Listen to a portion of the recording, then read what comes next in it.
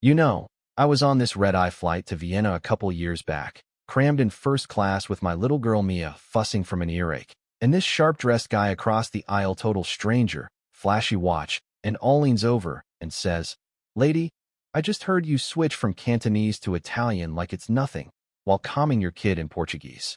Who are you, really?" I froze, heart pounding, because I'd been so careful to blend in, but right then, I knew my whole world was about to flip upside down, exposing a secret buried for decades by these elite families who'd played God with my life. It all started way back in the 90s, growing up in a cramped apartment in Detroit with my grandma, where I'd devour library books in languages I picked up like breathing Spanish from neighbors, Russian from old radio shows, you name it. Grandma joked I'd end up spying for the FBI, but deep down, I dreamed bigger, bridging worlds as a diplomat. Though with our budget, fancy schools were a pipe dream until this whisper of a scholarship at elite prep landed in my lap. No strings attached, or so they said. Turns out, it was funded by three big shots: Harold Beaumont, Simon Reyes, and Victor Langhoud made a pact after some shady college experiment gone wrong, pouring millions into gifted kids like me. But really, it was atonement for messing with genes, engineering us for superhuman smarts in languages, math, whatever they fancied for their hidden agendas. Fast forward, I aced that place, graduated top of my class, speaking 9 tongues fluently, landed UN gigs translating treaties that saved lives in hotspots like the Middle East, met my husband Derek on one, a doctor with that warm smile that made everything feel right. We had Mia, this bright spark already babbling in 3 languages at 2, and life hummed along until Victor Langya, one of those founders, slips me a drive in a New York cafe, whispering, "You're not natural, Layla.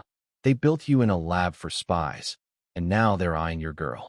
2 days later, he's dead. Official story, stroke, but I knew better, especially when Derek scores this dream job in Austria. Too perfect, too timed, with shadows tailing us. We flee to Vienna, but on the plane, that guy turns out he's Alex Beaumont, son of Harold. The billionaire tech whiz corners me again after turbulence hits, and he masks Mia first, saying, "I see the signs.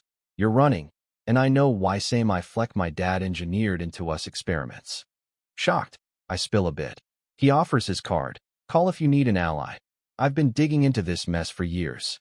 We meet in a cozy alpine cafe. He's got this haunted look, admitting he's enhanced too, for pattern spotting, predicting moves like chess on steroids, and warns of the Apex Group, this rogue offshoot restarting the program, hunting second-gins like Mia for assets in global games. "They're not kidnapping," he says dryly.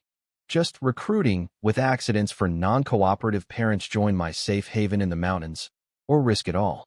We pack light, Derek hesitant but on board, and hole up in Alex's sleek lodge with other subjects, a math whiz who crunches quantum equations in his sleep, a swimmer built for zero fatigue sharing stories around the fire, kids playing like normal, but tension thick as fog. Then alarms blare.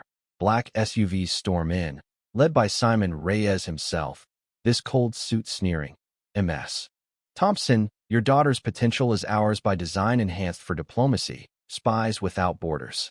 Chaos erupts, gas floods halls. We bolt to bunkers, but Derek, my rock, he confesses, voice cracking.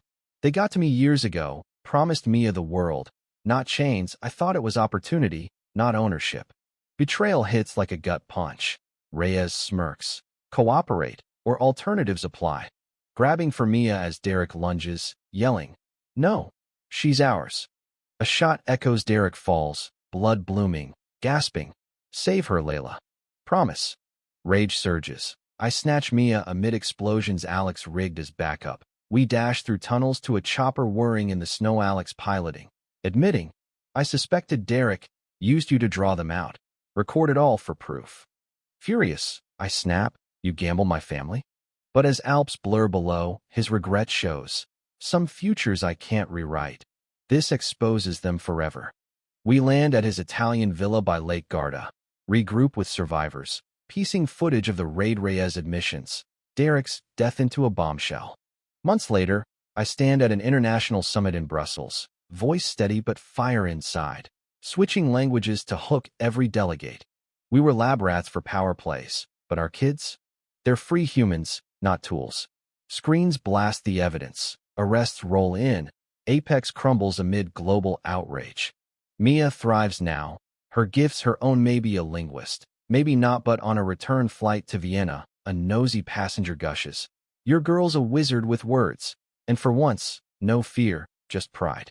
Yet sometimes I wonder if enhancement sparked genius. Is it curse or gift?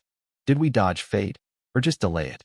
What about you? Think genetic tweaks like that are playing God or progress? Drop a comment, right or wrong. Share your take on these hidden powers messing with families. It sparks the best debates. Hit subscribe for more real talk stories that hit home.